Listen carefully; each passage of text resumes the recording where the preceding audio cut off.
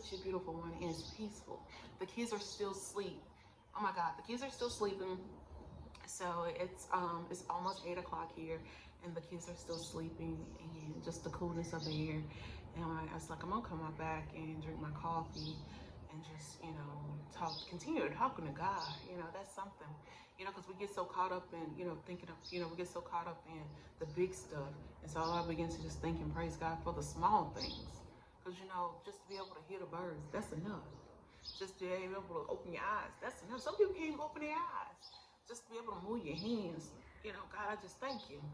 It's just, it's been a very, trying week for my family, but, we just keep still pushing. God is still blessing. God is still doing what he does. God is absolutely amazing. I had to learn that sometimes God puts different people in your life for different reasons. And then God also remove certain people in your life for different reasons and different seasons. So everybody in your life is not there for the entire span of your life. And so some people are just there for a season, and those are seasonal people. And we often need seasonal people. And so we also get so caught up in having a hard time telling people goodbye and saying so long. Because sometimes you think about goodbye, and people tend to think about goodbye, and that means I'm not going to see you anymore. But not necessarily. Sometimes goodbye, and you get hurt and you're sad, and you think about having to say goodbye, like to your loved ones and your family, having to tell them goodbye. It's a lot. But the thing is that I remember the other day my mom was talking to me, and she was like, you get so caught up in wanting and being selfish for different reasons. But she told me this. She said that sometimes when people pass away, they live their lives.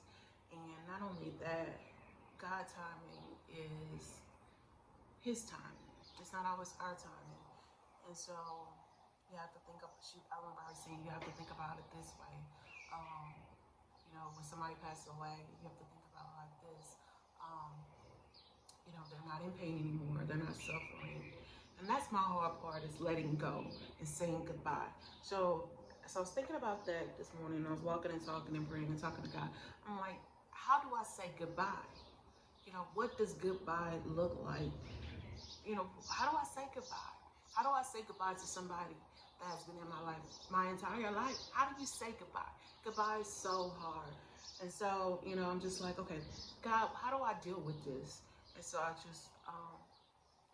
God gave me some amazing women in my life, and they have done amazing things. They have each one of them have transformed me into the young woman that I am today. Each one of them often share different bits and pieces of things, and giving me tools that I needed for life. I just thank God for each one of them. Oh my God, I just thank God for each one of them. And each one of them, they continue to just pray for me and be there for me. And oftentimes we think about saying, oftentimes we hate saying goodbye. We hate telling them goodbye. I remember my Aunt Faye, my TT Faye, she would say, my TT Faye was gangster, y'all. When I tell you she's gangster, the girl is gangster.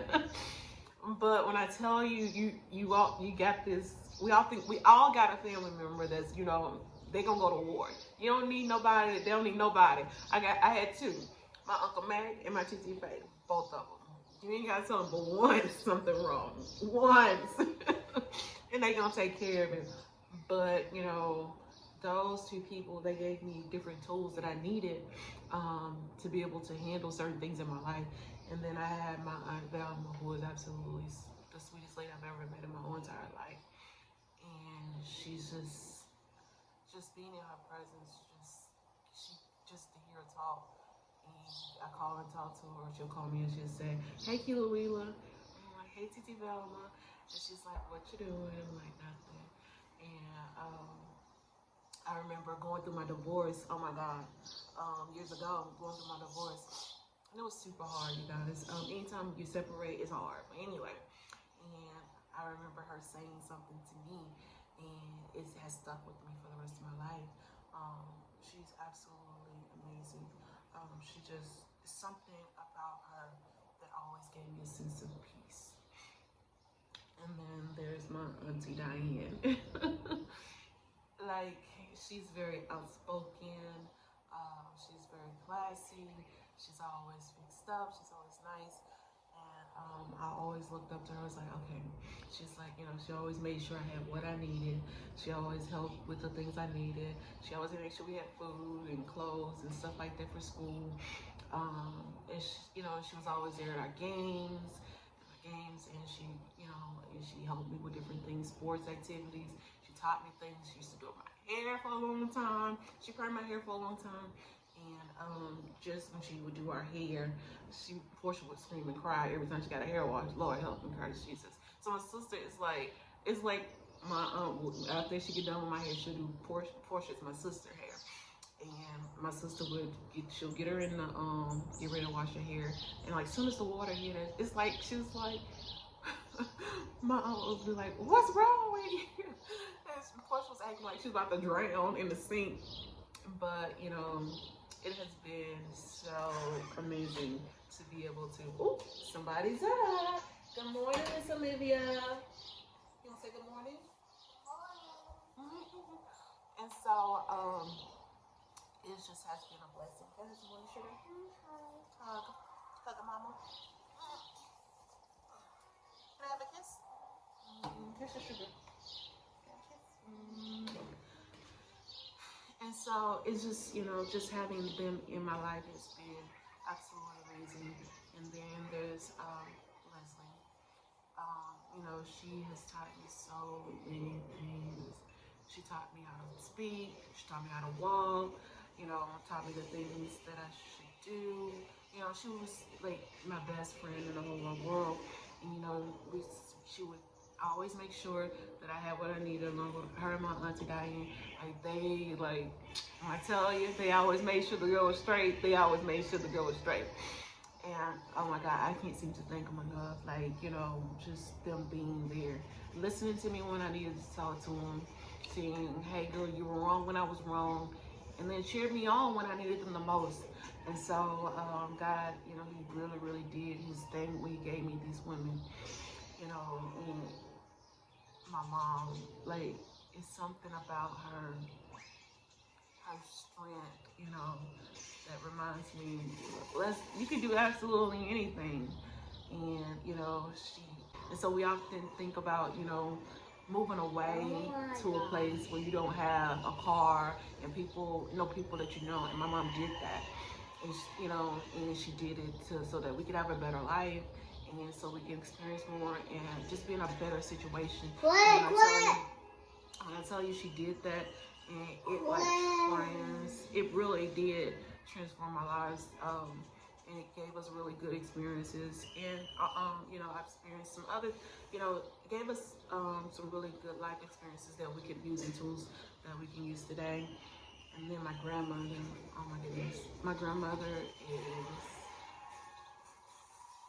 is gangster. And so my granny, oh my God, we spend so much time with her. We spend so much time with her, and never known anybody that, you know, people don't often tell you, well, you know, I only have this, I only have that. But my grandmother, she only had a junior high education. But she always made sure that we ate 3 times a day. She cooked us breakfast, lunch, and dinner every single day. And it was always a house full of kids at my grandmother's house. Like, she would always make sure that we had more than enough. And even, you know, she would, you know, make sure we had Easter clothes. Her and my aunts would always make sure we had Easter clothes. So sometimes my mom would get our shoes, or my aunts would get the dress, and my mom would get the shoe. And so it was like a village, you know, a real village. And so it definitely takes a village to raise kids. And so I had an amazing village, and these people, they really, really did help. Like, they really did help me. And my grandmother, when I tell you, like, she always knew how to take nothing and make it into something. And that's why I learned that's when I learned that I could do absolutely anything. And so my grandmother, she, you know, she always believed in us, and and she always tried to give us the absolute best that she could give us. Um, so she set the example. She set a good example. Like my grandmother, you know, she bought a home, and she made sure that we had a safe place to be, and you know, and just being, you know, us, you know, it was always maybe 6 or 7, 8, 8 or 9 of us, sometimes maybe 10 kids at my granny's house, and like it's like she had endless supply of food, like she never ran out, and so you know she always made something out of nothing, and so that's what I learned, how to make something out of nothing. You don't need a lot to make something. You just need God, and then you need, you know, you need confidence and strength.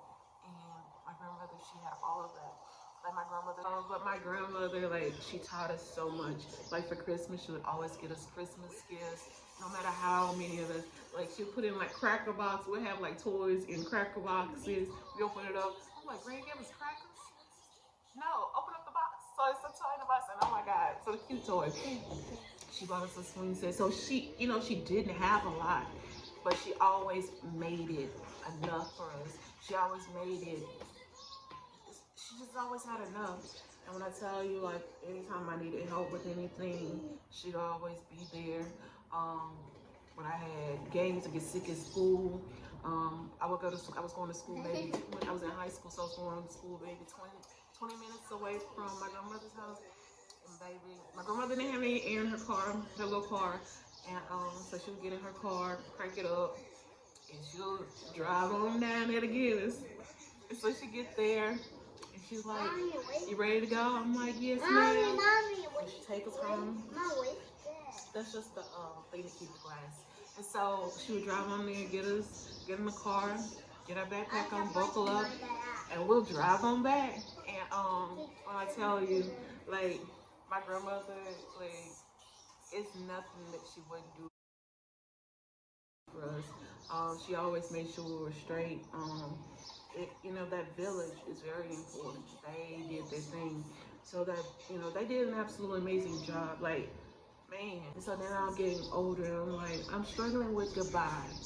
And so, you know, it's like, how do you say goodbye to people you've spent your entire life with? How do you say goodbye to the people that you called every single day? And it's hard. And so I'm like, you know, like my mom said, it's not necessarily just goodbye. You have to think about like normal pain, suffering, that sort of thing. And I was thinking this morning, I was like, you know, just being able to see them on the other side. You know, the Bible talks about, you know, there won't be any sickness. The way you see them now, they won't be that way. And so I'm like, you know, so I'm thinking about, okay, it's not goodbye, it's I'll see you later. Because I'm going to see you later. The girl coming. And so, you know, and I'm like, and when I get to the other side, I'll get a chance to see them and hug them, and they'll be right waiting for me. And so I can think of, so now I think about different things that I'm dealing with. I'm like, what would TC Velma do?